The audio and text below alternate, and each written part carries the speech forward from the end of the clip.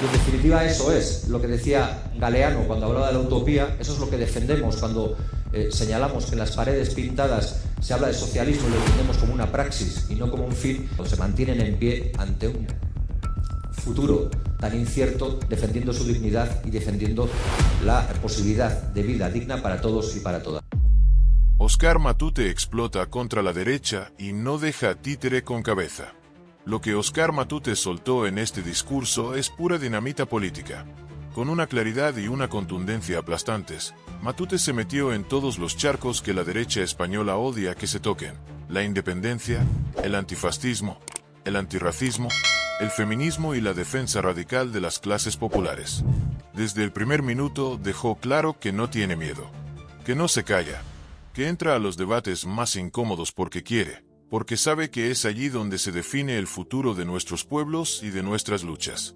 Frente a una derecha que fabrica odio y mentiras, Matute habló de dignidad, de democracia radical y de soberanía popular sin pedir permiso a nadie. Arremetió contra el discurso de la unidad de España impuesto por las élites económicas, defendió el internacionalismo desde una perspectiva soberanista y dejó en ridículo a los que todavía intentan enfrentar independencia y lucha de clases. Hoy, Matute dejó un mensaje brutal. No hay lucha verdadera sin soberanía, sin feminismo, sin antirracismo y sin valentía. Y quien no entienda esto, sencillamente está del lado del poder. Vamos a verlo en detalle porque esto la derecha no lo soporta.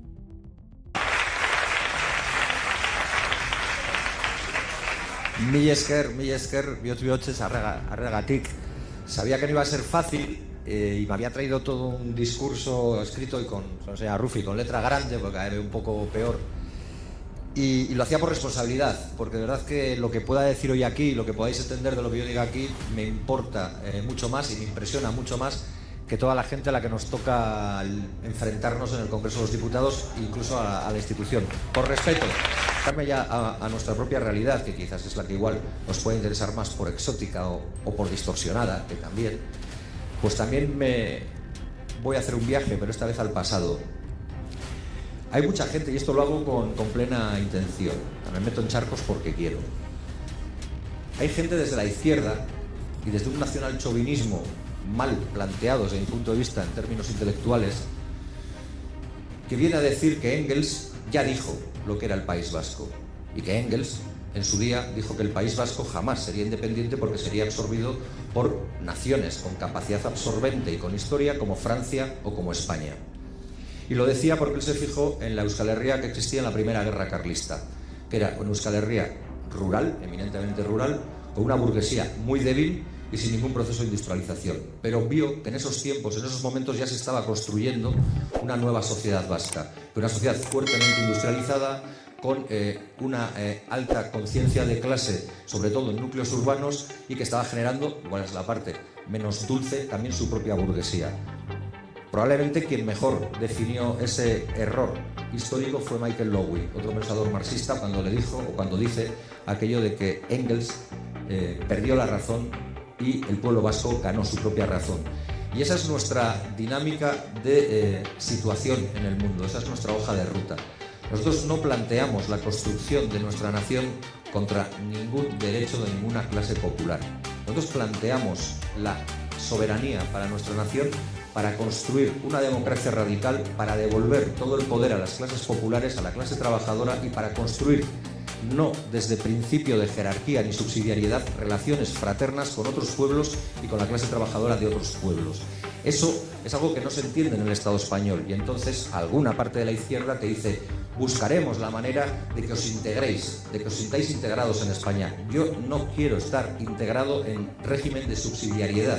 Yo no quiero tener una jerarquía por encima que no sea la que determine mi propio pueblo, el pueblo vasco, y que por tanto lo que tenemos que hacer es convivir en pie de igualdad y de forma bilateral. Porque yo sé que saldrá en este debate, y si no ha salido ya, no sé cuánto tiempo llevo, estoy intentando...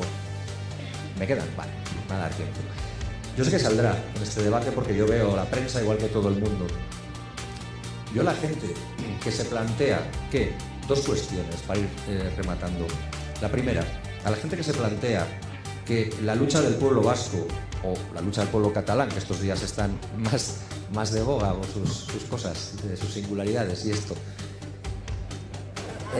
que bueno, porque nosotros ya tenemos igual desde hace tiempo, no es una crítica. Pero para la gente que se plantea que esto rompe un marco común, le diría, si no se está dando cuenta de que la idea que defiende, la idea de la España unida, como bien decía Jean-Paul Sartre cuando criticaba a determinados chauvinismos e izquierdismos, tanto de parte del socialismo y el comunismo español como francés, no está contribuyendo a la permanencia de las élites en su posición de dominio, porque la idea de la España unida, de la marca España, es una idea construida por las élites económicas, por el capitalismo o por el capital del Estado español, nunca por las clases populares. No creo que haya jornaleros en Andalucía que sufran porque los trabajadores vascos alcancen mayores cotas de bienestar. Yo os garantizo que no hay trabajador vasco que sufra. Muy al contrario, que no se alegre porque los trabajadores y los jornaleros de Andalucía sigáis plantando cara y sigáis poniendo las cosas en su sitio a los señoritos, que a nosotros los llamamos jauchos, pero vosotros señoritos. Y hay otra reflexión que también quiero hacer para las gentes de la izquierda. Yo me he enfrentado muchísimas veces a esta pregunta, no sé si hoy tocaría, a modo de reflexión o de pregunta, lo de cómo se puede ser independentista y de izquierdas, o cómo se puede ser nacionalista y de izquierdas, o soberanista y de izquierdas. Y yo creo que plantean un falso dilema. Y se parecen a Ayuso cuando dice, elige o comunismo o libertad. Si yo defiendo que la soberanía es el escenario más alto de libertad y el escenario más alto de democracia radical, ¿en qué difiere o en qué contraviene a la propia izquierda y a la esencia de la izquierda la conjunción de esas dos fórmulas que permiten a mi pueblo avanzar de manera mucho más decidida y con mucho más apoyo y arraigo popular? Quizás se haga por falta de ambición, pero yo no concibo una izquierda que no es ambiciosa.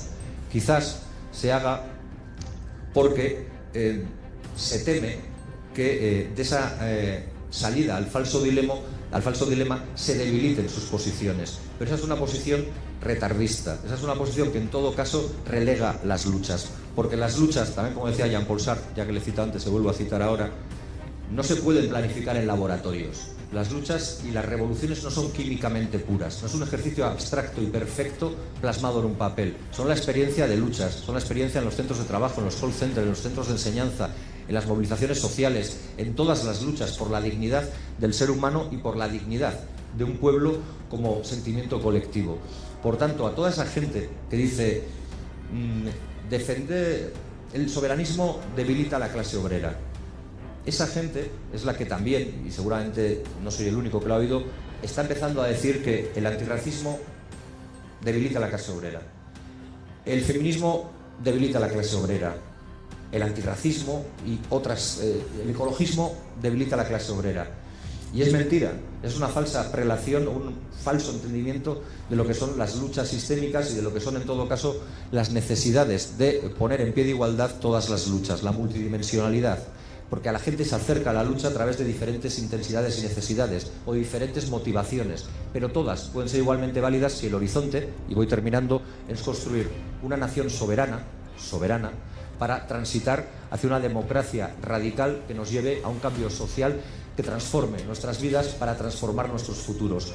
Y en definitiva eso es lo que decía Galeano cuando hablaba de la utopía, eso es lo que defendemos cuando señalamos que en las paredes pintadas se habla de socialismo y lo entendemos como una praxis y no como un fin, y es lo que yo veo o quiero ver y quiero seguir viendo en realidades como la de Marinaleda, cuando se mantienen en pie ante un futuro tan incierto, defendiendo su dignidad y defendiendo la posibilidad de vida digna para todos y para todas. En Euskal Herria, hace bien pocos años, no me atrevo a decir el año exacto porque me puedo bailar en uno o dos, se llevó a cabo una huelga general feminista.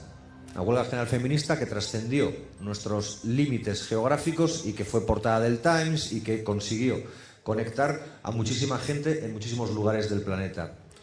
En Euskal Herria también, porque tenemos un paso fronterizo con menos tensión que el que en Andalucía se vive, existe una red que lo que hace es aprovechar redes que existían desde la Segunda Guerra Mundial para sortear la frontera y pasar a migrantes al otro lado y que puedan intentar desarrollar proyectos de vida digno. Y eso que se hacen no son experiencias que solo se den ahí, sino que se conectan con otras que se están dando. Y eso es internacionalismo, aunque se haga desde una perspectiva soberanista.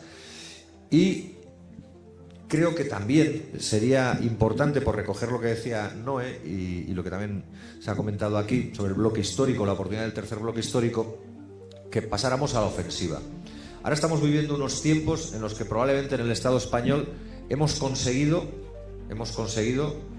que la vivienda o el problema de la vivienda empiece a abordarse desde parámetros que obligan a respuestas estructurales.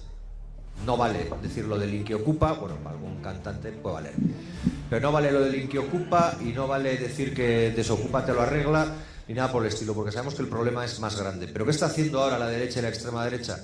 Pues buscar otro foco. Y el foco, si habéis atendido un poquito este verano a lo que salía, ya era otra vez nuevamente el racismo, ya era la migración. Yo creo que ahí el soberanismo puede ir de frente. Yo no sé en vuestras naciones y creo que no es de manera diferente. Para nosotros, que en el fondo somos muy tradicionales, para nosotros vasca es toda la persona que vive y trabaja en Euskal Herria, punto y final. Y esa es una máxima de históricos dirigentes de la izquierda abertzale desde los años 70.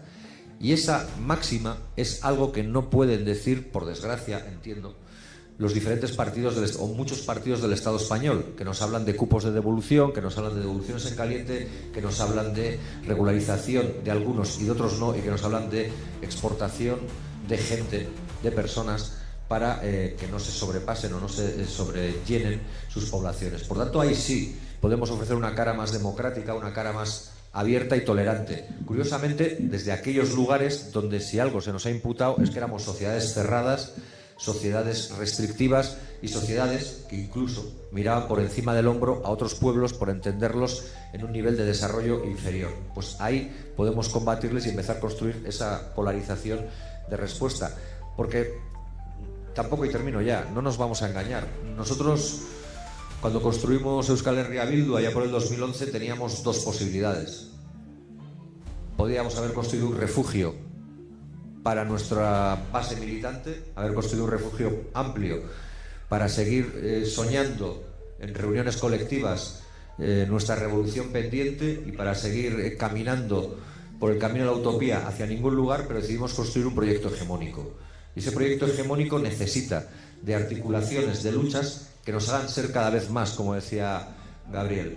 Y es ahí donde tenemos que encontrarnos con otros pueblos, y es ahí donde tenemos que encontrarnos con otras luchas. Porque si no, nosotros podremos seguir haciendo dique de contención contra la extrema derecha y contra la derecha extrema. O sea, podremos seguir dando nuestros votos, y así lo dijimos en campaña electoral y lo hemos hecho, gratis et amore, a aquello que no fuera el PP y Vox. Y podremos hacerlo. Y eso no va a evitar, porque sociológicamente el Estado español está girando a la derecha, o eso es lo que yo percibo, eso no va a evitar que tarde o temprano alcancen el poder. Si no, tomamos una actitud valiente. Por eso, y termino ya, decía en la primera intervención que yo no quiero una izquierda ni conformista, ni quiero una izquierda con miedo. Que yo quiero una izquierda desacomplejada y una izquierda que vaya siempre a la ofensiva, porque en definitiva es tanto lo que tenemos que recuperar que no nos podemos permitir un paso atrás, siquiera para coger impulso. El discurso de Oskar Matute es un puñetazo directo a las entrañas de la política cobarde. Una declaración de intenciones que desnuda la hipocresía de la derecha española y de todos aquellos que desde la falsa izquierda siguen defendiendo el status quo bajo capas de retórica vacía. Matute no solo se enfrentó a la ultraderecha, se enfrentó a todos los miedos y complejos que frenan a la verdadera izquierda. Con una firmeza demoledora, explicó que no se puede hablar de transformación social si no se defiende la soberanía de los pueblos, si no se lucha por el feminismo, si no se combate el racismo, si no se abraza el ecologismo y si no se entiende que todas las luchas son una sola. La derecha fabrica odio con la migración, con los ocupas, con el independentismo, mientras ellos mismos son los que precarizan las vidas y roban el futuro. Y Matute lo desenmascara sin miedo, diciendo lo que tantos piensan y muy pocos se atreven a decir. El enemigo no es el migrante, no es el joven que huye de la miseria. El enemigo son los señoritos de siempre, los de los áticos de lujo y las cuentas en paraísos fiscales. También dejó claro algo que duele a muchos progres de salón. El soberanismo no es el enemigo de la izquierda, sino su expresión más radical de libertad y dignidad. Y no hay una verdadera transformación posible si no se permite a cada pueblo decidir su destino. Esa es la verdadera democracia, y no la caricatura de unidad nacional fabricada por las élites para seguir dominando. Matute nos recordó que las luchas no son químicamente puras, que se hacen en las calles, en los trabajos, en los barrios, en las trincheras cotidianas, no en los despachos de las grandes capitales. Que no podemos permitirnos ni un paso atrás, porque el avance de la extrema derecha es real, y si no somos ofensivos, valientes y desacomplejados, ellos terminarán arrasando todo. Mientras el Estado español gira peligrosamente hacia la ultraderecha, Matute nos llama a resistir organizados, resistir en bloque, resistir de pie, a construir alianzas entre pueblos, a construir una nueva mayoría popular que no se conforme con migajas, que no acepte falsas dicotomías, que no agache la cabeza ante los señoritos de siempre. Hoy Oscar Matute no solo dio un discurso, hoy lanzó una consigna: ser desobedientes, ser rebeldes, ser radicalmente libres. No pedir permiso para construir un mundo digno. No aceptar ni media lección de los que siempre han estado del lado del poder. Y eso, en tiempos de cobardía, de traiciones y de renuncias, es más necesario que nunca. Por eso la derecha no soporta a Matute. Por eso le temen.